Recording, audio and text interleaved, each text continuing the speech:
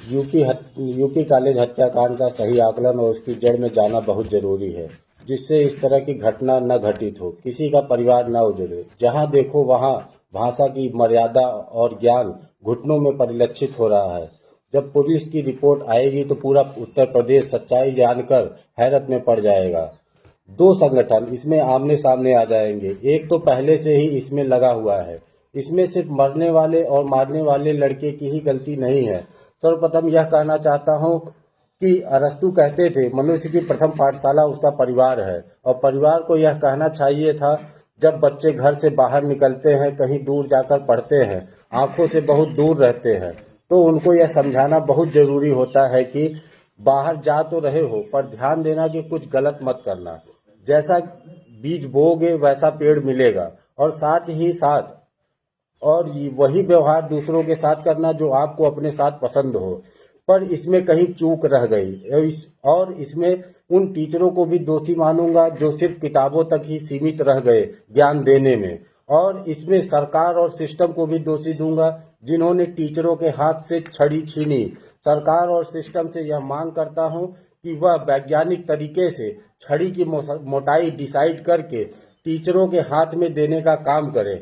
मैं उन सीनियर्स को भी दोषी मानता हूं जो यह बताने में सफल रहे कि एकता जरूरी है, पर यह बताना भूल गए कि जब आपके साथ कुछ गलत हो तब इसका प्रयोग करें, न कि यह कि कौन बाजू मोड़ कर आया है, कौन बाजू खोल कर आया है। यह आपको कौन अधिकार दिया है? आप किसी के बाजू खोले या मुड़वाए, या सीनियर ने यह बताया कि क्लास में आगे की डेस्क पर बैठे, पर यह बताना भूल गए कि अगर कोई आगे बैठ रहा है तो उसके साथ झगड़ा न करें।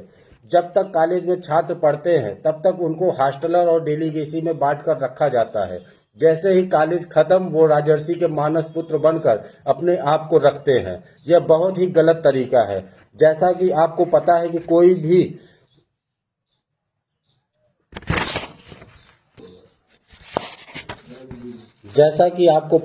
कोई इसको राजपूत बनाम चौहान दे रहा है, कोई इसको क्षेत्रवाद में बांट रहा है, कोई इसको हॉस्टल और डेलीगेसी के वर्चस्व की लड़ाई बता रहा है।